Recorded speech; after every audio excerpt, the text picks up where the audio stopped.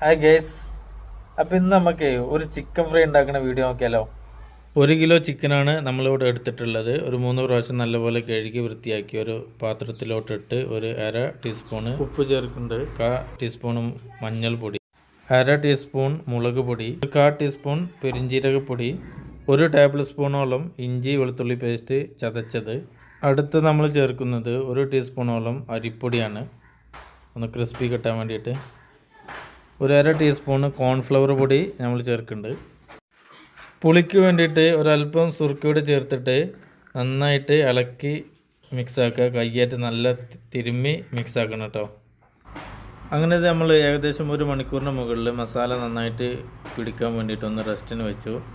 ശേഷം നമ്മൾ ഒരു ചട്ടി എടുത്ത് അതിലേക്ക് നല്ല വെളിച്ചെണ്ണ ഒഴിച്ച് കൊടുത്തു. വെളിച്ചെണ്ണ ചൂടായി വന്നപ്പോൾ ഇങ്ങനെ ഓരോ കഷ്ണങ്ങൾ ഇങ്ങനെ നമ്മൾ ചേർത്ത് കൊടുക്കുകയാണ്.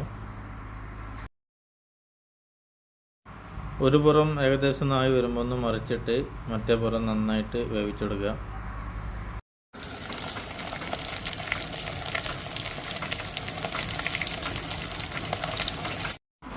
അങ്ങനെ നല്ലോണം ഫ്രൈ ആയി വരുന്ന സമയത്ത് നമ്മളൊരു ഫ്ലേവറിന് വേണ്ടിയിട്ട് നല്ല പച്ചക്കറിവേപ്പില അതിലോട്ട് ചേർത്ത് കൊടുക്കുക. ഈ പച്ചമുളകിൻ്റെ ഫ്ലേവർ ഇഷ്ടപ്പെടുന്ന ആളുകൾക്ക് നല്ല പച്ചമുളകും ഇതേപോലെ അരിഞ്ഞിട്ട് ചേർത്ത് കൊടുക്കട്ടോ.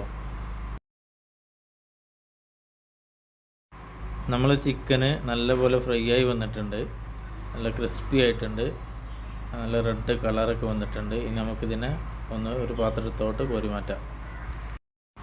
അപ്പോൾ നമ്മൾ ചിക്കൻ ഫ്രൈ ഇവിടെ റെഡി ആയിട്ടുണ്ട്. അപ്പോൾ എല്ലാവരും ഒന്ന് ട്രൈ ചെയ്യുക.